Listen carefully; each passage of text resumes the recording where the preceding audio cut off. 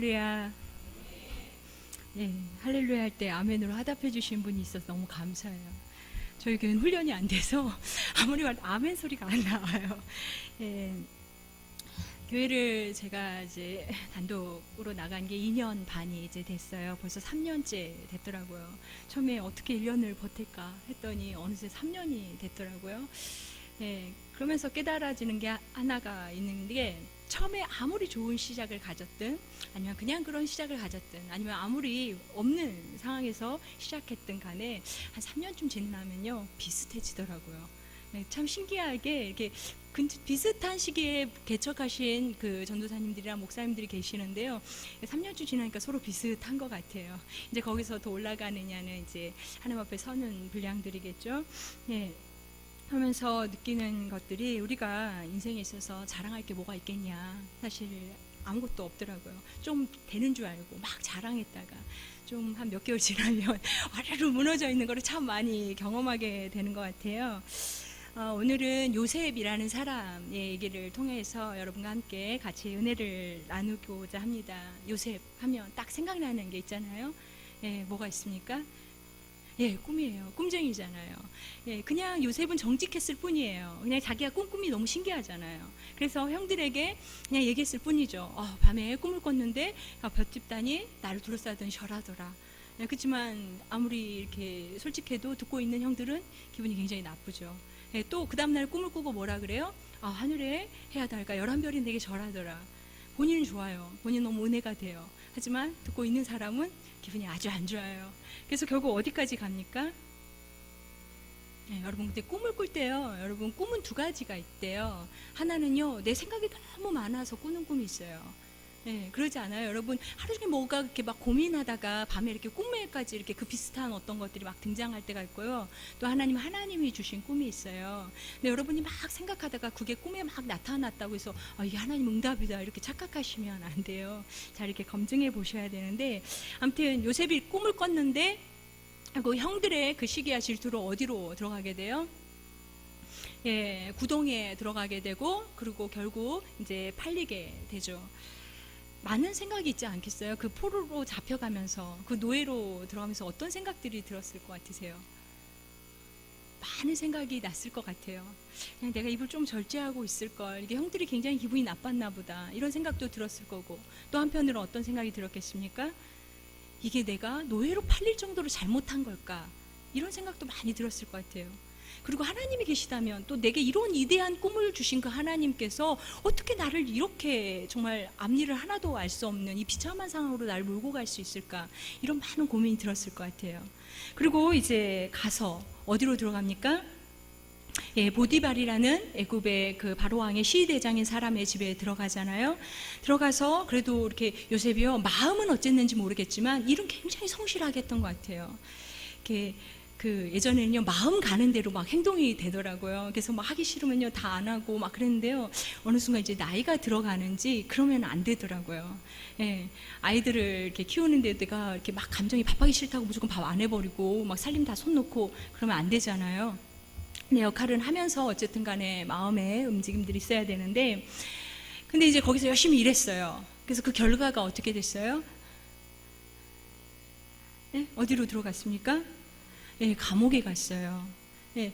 근데 감옥에 간 이유가요, 그냥 내 신앙의 양심을 잘 지켰어요. 그 보디발 주인의 그 이렇게 부인인, 보디발의 부인이 자기를 유혹했을 때, 내가 어떻게 사람의 눈을 떠나서 보이지 않는 그 하나님의 눈을 내가 어떻게 배반할 수 있냐. 하나님은 살아계시고 보고 계신다. 그래서 진짜 신앙의 양심에 따랐어요. 근데 그 결론이 어디였어요?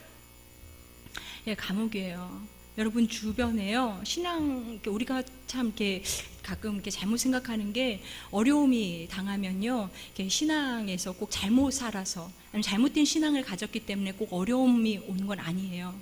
어려움은요, 누구나에게 사실은 올 수 있더라고요.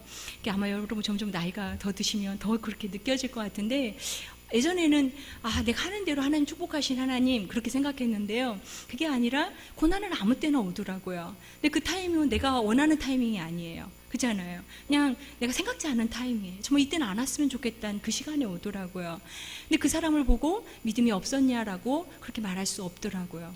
예, 요셉 정말 잘 지켰잖아요. 신앙의 양심대로 살았는데 그 결론은 감옥이었어요. 그 홍성사라는 출판사가 있잖아요. 이게 지금 100주년 기념교회를 담임하고 계시는 이재철 목사님이 원래 세웠던 게 출판사인데, 이 홍성사라는 출판사가 한번 부도를 맞은 적이 있어요. 근데 이재철 목사님이 쓰신 책에 보면 자기가 정말 정직하게 그 회사를 운영했대요. 세금도 정말 정확하게 내고요. 그리고 이렇게 거래하는 서점들에게요, 이렇게 거래 명세서를 할 때 이렇게 솔직히 이렇게 세금 부분을 약간 이제 덜기 위해서 예를 들어서 100권을 납품했는데 보통 한 50권 이런 식으로 이렇게 줄여서 이렇게 하는 게 서점가의 관례래요. 근데 자기가 이거를 안 했대요. 그래서 정확하게. 그랬더니 어떤 서점들에서는 당신네 책을 받을 수가 없다, 그렇게 할 정도로 했는데도 정직하게 했대요. 그래서 그 결론이 뭐였겠어요? 우리가 생각하기에는 이 정직하게 하나님의 양심대로, 신앙의 양심대로 했으면 잘 돼야 되잖아요. 근데 부도가 났어요. 그래서 자기가 가만히 계산을 했을 때 왜 부도가 났을까? 세금을 너무 정직하게 냈대요. 그래서 이렇게 부도가 났대요. 우리가 정말 정직한 신앙의 양심을 가지고 살아가는데도요, 어려움이 반드시 있더라는 거예요. 아무튼 원망할 것 같은 그 상황 속에서 요셉은 또 뭐하고 있었을까요? 원망을 했을지 모르겠지만 아무튼 열심히 거기에서 또 이렇게 괜찮은 사람같이 산 것 같아요. 그랬더니 간수장이 이 요셉을 눈여겨보다가 당신 보니까 죄를 지어서 올 사람 같지 않은데 또 일하는 거 보니까 왠지 성실하고 잘할 것 같으니까 결국 뭐를 맡겨요? 그 감옥의 모든 재반 사무를 맡기는 일을 맡기게 됩니다. 그리고 이제 드디어 기회가 다가오죠. 어느 기회가 다가옵니까? 거기가 왕에게 잘못한 죄수들을 가두는 감옥인데 이제 2명의 간원장이 오잖아요. 한 명은 술 맡은 간원장, 또 한 명은 떡 굽는 간원장이잖아요. 그리고 이들은 이제 잘 돌보라고 하필이면 또 요셉에게 맡겼어요. 그래서 얼마나 잘 돌봤겠어요. 요셉 나름 생각했을 거예요. 하나님이 내게 주신 기회일 거다. 이게 뭔가 역사가 일어날 거다. 열심히 돌봤을 거예요. 근데 결론이 어떻게 했어요? 다행히 너무 기가 막히게 꿈을 꿔요, 이 사람들이. 또 요셉의 이렇게 특허잖아요. 꿈 해석해 주는 거. 그래가지고 이제 술 맡은 간원장은 꿈을 잘 해석해 줘요. 당신이 3일 후에 다시 복직될 거다. 그리고 떡 굽는 간원장에게 3일 후에 죽을 거다. 그러면서 술 맡은 간원장이 뭐라 그래요? 나를 꼭 기억해 달라고. 그래서 요셉은 이제 생각했을 거예요. 하나님이 드디어 나의 이 억울함, 원통함을 풀어주시겠구나. 나 이제 드디어 여기서 해방되겠구나. 그런데 어떻게 됐을까요? 잊어버렸어요. 이 사람이 정말 성경에 그렇게 나와요. 잊어버렸다고. 그리고 몇 년 동안 잊혀지는 존재로 살아요? 2년이에요. 2년. 여러분, 제가 이렇게 늘 이렇게 생명나무는 좀 활기차잖아요. 특히 이렇게 사무실 4층이 진짜 활기차요. 그러니까 좀 제가 보기엔 너무 가을 정도로 활기차거든요. 늘 사람들이 많이 있고, 이렇게 사회자들도 많이 있고, 또 성도님들도 자주 오가고 그러잖아요. 그러니까 되게 심심하고 지루할 틈이 없는데, 저기에 딱 가서 있는데요, 하루 종일 찾아오는 사람이 오는 거예요. 지하에 땅굴 같은 데 딱 들어가가지고, 거의, 어떨 때는 거의 주일 빼놓고는 뭐 거의 왔다 갔다 하는 사람이 없으니까요. 어느 정도 좀 지나니까 너무 외롭더라고요. 그러니까 저녁에 집에 돌아가는데도 불구하고 그 있는 시간이 그렇게 외롭게 느껴지더라고요. 근데 감옥에서 정말 그 타지에서 억울한 일 당해서 2년간 그 감옥에 있는 요셉의 마음이 사실 얼마나 그러겠어요. 근데 우리는 결론을 알고 있잖아요. 그 결론이 어떻게 됩니까? 모르세요? 애굽의 총리가 돼요. 어떻게 됩니까? 날 바로왕이 꿈을 꿨는데 아무도 해석하는 사람이 없는 거예요. 그때 이 술 맡은 간원장이 기억해내고 요셉을 데려오죠. 그래서 요셉이 해석해 주기를 7년 풍년과 그 뒤이어서 7년 6년이 올 테니까 지혜로운 사람을 둬가지고 이 풍년의 때에 그 수학의 5분의 1을 저축하셔가지고 이 흉년의 때를 준비하라는 거예요. 그러니까 바로가 들어보니까 너무 지혜롭고 또 하나님의 영으로 감동된 사람이 이와 같은 사람밖에 없는 거예요. 그래서 결국 이제 애굽의 국무총리로 삼았다. 이게 오늘 내용이에요. 요셉의 인생에 대해서 우리가 결론을 아니까, 요셉이 국무총리가 됐으니까 사실 어떻게 보면 그의 노예 생활이라든가 아니면 그 감옥에서의 생활이 작아 보일 수 있어요. 하지만 절대 작진 않죠. 이대한 사람들의 이렇게 성공 스토리를 들어보면요, 우리가 사실 그 사람이 지금 이대에 있고 아주 큰 일을 하니까 대단해 보이지, 그 가정들을 보면은 정말 말 못할 얼마나 아픔들이 있습니까? 근데 그게 걷는 게 참 쉽진 않아요. 정말 자기가 계획한 인생이 아니죠. 전혀 아니죠. 정말 상황에 따라서 완전히 바뀌어진 인생이지 않습니까? 아마 이렇게 처음에 주어진 상황 속에서 처음에 절망했을 거예요.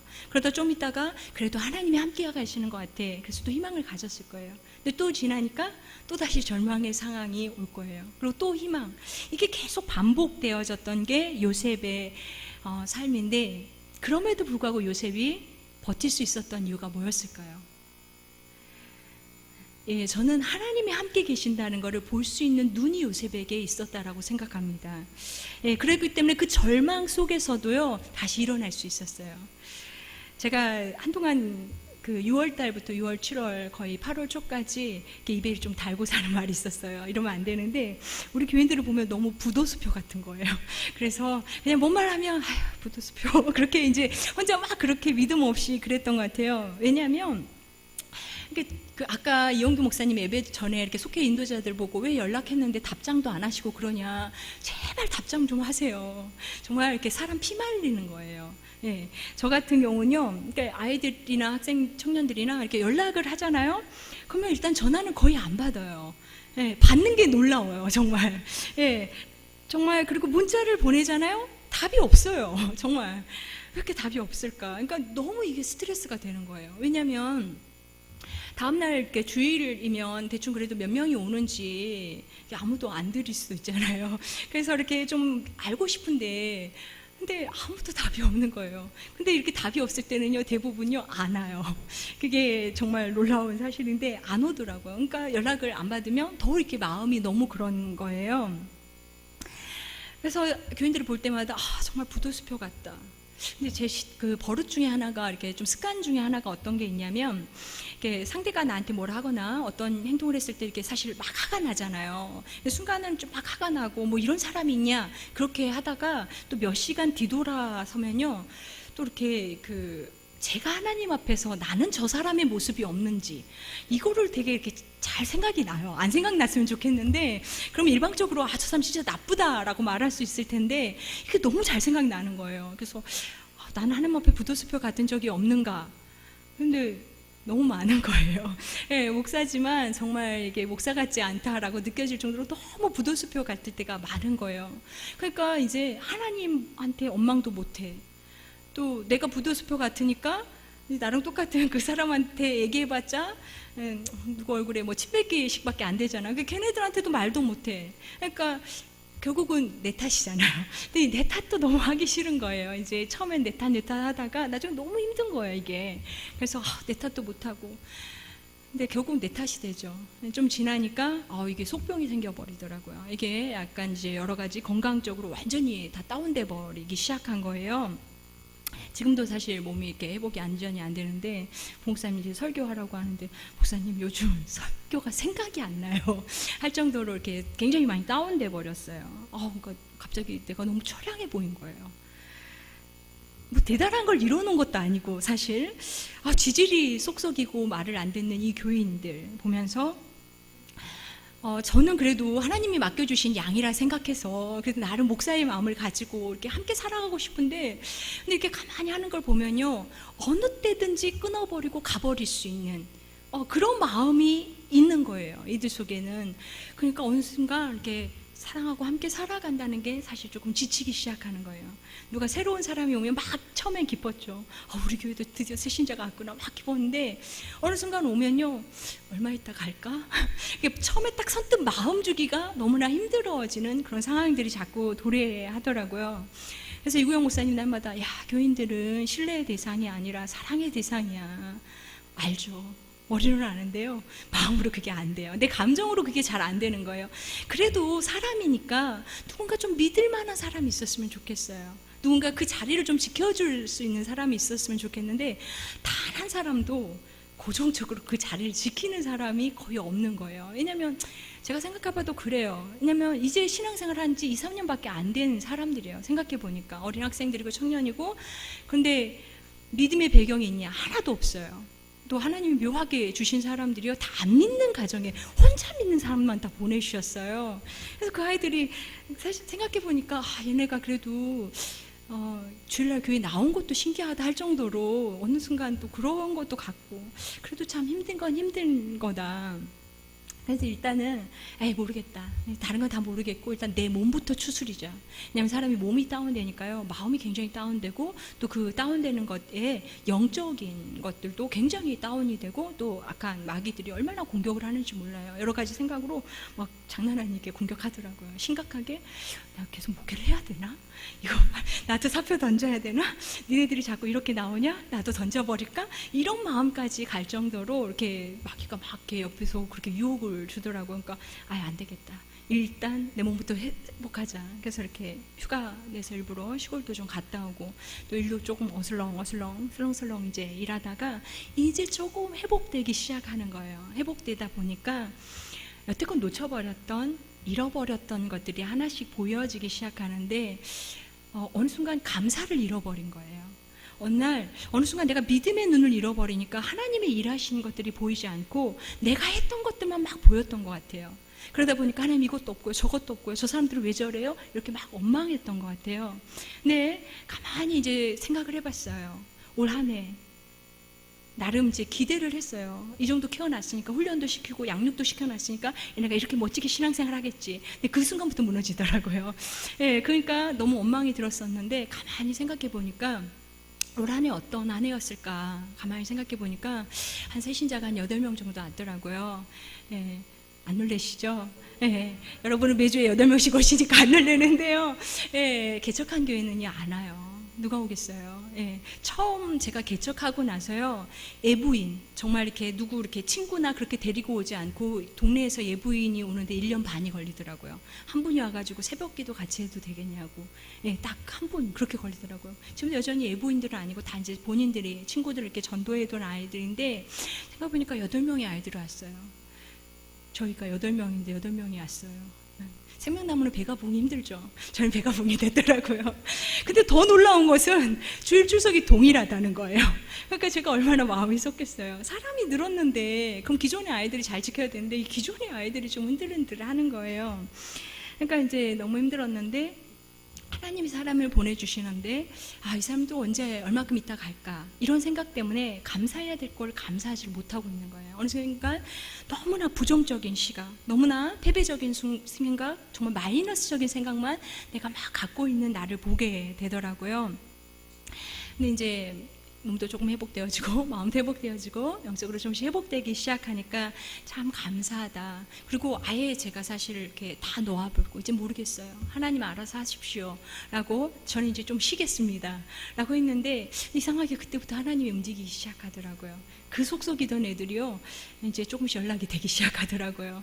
지네가 알아서 뭐라고 얘기하냐면, 목사님 제가 친구들 신방해 볼게요 하고 토요일날 지네가 신방하고, 일요일날 또 애들 친구들 깨워서 이렇게 데려오기 시작하더라고요. 또 이렇게 막 다운됐던 청년도 본인 친구 데리고 오고, 또 지난주는 계속 기도하고 있었던 동생네가 왔어요. 그래서 이제 신앙생활 할 것 같이 얘기하는데, 사실 한마디도 같이 신앙생활 하자라고 얘기를 한 적이 없어요. 근데 안 믿는 남편하고 결혼해가지고, 처녀점 믿음요 다 소용없어요. 내가 보니까 학생 때 믿음요 잘 믿는 것 같죠? 아무 소용없어요. 정말 믿음은요, 여러분이 결혼해서 정말 어려움 속에 흔들릴 때 그때도 붙잡고 있냐, 그게 참 믿음이더라고요. 제가 요즘요 카페에 가끔 앉아있으면 젊은 엄마들이 참 많이 오는데요, 다들 하는 말이 나 옛날에 교회 다녔었다고. 근데 지금 왜 다녀요? 안 믿는 남편하고 싸우기 싫어서요. 대부분 그래요. 그런 사람 너무 많더라고요. 근데 와가지고 이제 신앙생활 같이 할 것 같이 얘기하는데, 지난주는 또 한편으로 감사하더라고요. 유아실 교회 처음 개척하고 만들어놨는데, 아이들이 들어가서 논 적은 있어도 예배 중에 정말 유아실 개념으로 쓰여진 게 지난주 처음이었어요. 그 갓난아이를 이제 데리고 와서. 그래서 참 감사하다. 우리가 참 어렵고 힘든 일이 많이 있지만 정말 요셉과 같이 하나님이 주신 계획과 그 꿈, 또 성경 속에 우리를 향한 약속은 너무 어마어마한데, 실제로 그게 나의 삶에 오기까지는 우리가 사실 굉장히 많은 고난을 겪지 않습니까? 그렇지만 내가 여전히 하나님을 붙잡고 있다면, 그리고 그 믿음의 눈을 가지고 있다면 쓰러질 것 같은데 다시 또 일어나게 되더라고요. 그리고 내가 사실 일어나는 것 같지만 하나님이 이렇게 세워주시더라고요. 당신의 일하심을 또 보여주시더라고요. 요셉의 일생을 하나님의 눈으로 한번 볼까요? 요셉이 형들에 의해서 구덩이에 던져지잖아요. 그럼 너무 절망스럽잖아요. 그렇지만 감사한 거는 뭡니까? 아예 죽지 않고 그래 다시 살아난 건 너무 감사하잖아요. 애굽에 끌려가가지고 노예로 살아가는데 노예 있는 게 참 비참하잖아요. 사랑받는 아버지의 아들의 부유한 집의 아들이었는데 노예로 너무 비참한데 너무 감사하게 보디발의 눈에 들여서 그 가정 총무가 되잖아요. 근데 또다시 문제가 생기잖아요. 그 보디발의 아내의 누명으로 인해서 감옥에 들어가니까 너무 비참하잖아요. 희망이 없어 보이잖아요. 그렇지만 거기에 떡 굽는 간원장과 술 맡은 간원장을 보내셔서 만나게 하시고 꿈을 해석하게 해주시고, 근데 잊어버려서 그게 인생의 끝인 줄 알았는데 2년 후에 잊어버린 게 아니라 하나님의 때에 하나님이 그것을 기억나게 하시더라는 거예요. 결국 바로 앞에 서게 하시고 바로의 꿈까지 연결시키게 하여서 국무총리까지 이끄신 그 하나님을 보게 되는데요. 하나님이 요셉을 향해서 가지고 있는 인생의 목표는 구덩이에 빠지는 거였습니까? 아니었죠. 감옥에 들어가는 것도 아니고 노예도 아니었어요.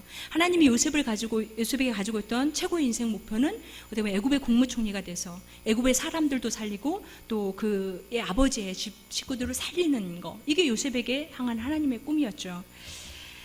근데 우리가 생각하기에 정말 요셉 하나님 주신 꿈이 있잖아요. 그럼 이런 어려운 가정 거치지 않고 빨리 국무총리 만들어주시면 너무 좋겠다. 이거 우리가 생각하고 우리가 바라는 인생이잖아요. 근데 이상하게 그렇게 안 되더라는 거예요. 그냥 못 모르고 국무총리가 됐으면 어떨까. 제가 요즘 드는 생각 중에 하나가요, 사람에게 가장 무서운 게 뭘까? 저는 교만이라고 생각해요. 정말 사실 우리가 이 땅에서 잘 먹고 잘 사는 것도 중요하지만요, 하나님 나라는 반드시 가야 되잖아요. 그런데 이 땅에서 열심히 이렇게 나름 홈내고 살고 열심히 신앙생활 하는 것 같이 보이지만 내가 정말 교만함 때문에 하나님 앞에 서지 못하면 이 땅에서 사실 아무리 내가 멋지게 나를 향해서 하신 하나님의 계획들을 정말 간증하고 다닐지라도 그 인생에 무슨 의미가 있겠어요. 근데 요셉이 국무총리가 됐는데 만약 그 고난의 가정들 속에서 그 동행하신 하나님을 경험하지 못했다면 그럼 요셉이 어떻게 됐을까? 비록 애굽을 살리고 그 가족 식구들을 살렸을지 모르겠지만 요셉은 내가 보기에는 천국 가기 힘들었을 것 같아요. 자기가 잘나서 그렇게 된 줄 알았을 것 같아요. 근데요, 제가 교회를 해보면서 확실하게 느끼는 거는요, 내가 계획한다고 또 내가 어떻게 한다고 해서 절대 되는 게 없더라고요. 그게 너무 많이 깨지니까 너무 힘들더라고요. 그 사람들을 어느 정도 양육시켜 놓으면 이제 얘네들이 일꾼이 돼서 하겠지.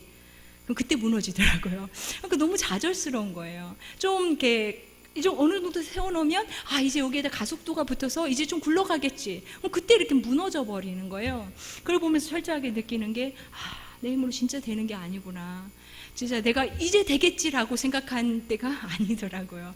예, 그러면서 그냥 하나님이 하십시오. 이게 나의 고백이 되는 것 같아요. 우리가 인생을 살아갈 때 우리는 사실 내 앞에 있는 모든 것을 다 알고 싶어 해요. 그렇지만 하나님은 우리에게 다 알려주시는 것이 아니라 그냥 하나님과 우리 사이에 딱 두 가지만 기억하라고 하시는 것 같아요.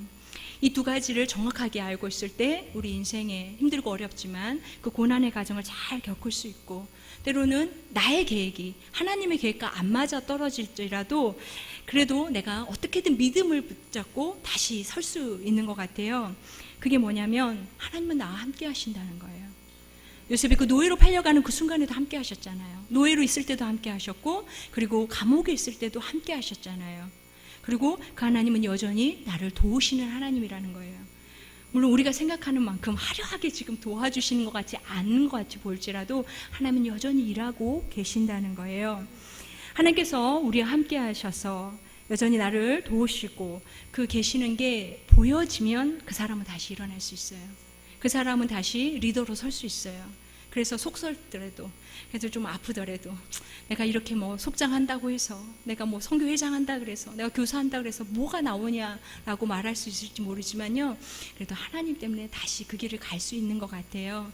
바라기는 여러분이 하나님은 나와 함께 계신다, 그리고 여전히 나와 동행하신다, 나를 도와주신다, 이 믿음을 가지고 날마다 선포하시고 그 절망과 좌절 속에서도 정말 감옥과 같은 상황, 정말 구덩이에 빠진 것 같은 상황, 그 상황에서도 그 하나님을 선포하고 다시 일어나는 여러분 되시기 바랍니다.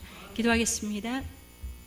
사랑이 많으신 하나님, 우리가 이 땅에 살아가면서 우리가 꿈꾸던 인생대로 삶이 하나하나 펼쳐지면 얼마나 좋겠습니까?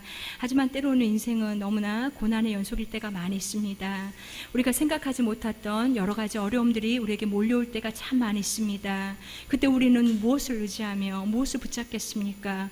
하나님 외에는 우리의 도울 자가 없습니다. 하나님 외에는 우리가 의지할 자가 없습니다. 우리가 정말 절망 속에 있을 때에도 그래도 이 순간 하나님 함께 계신다.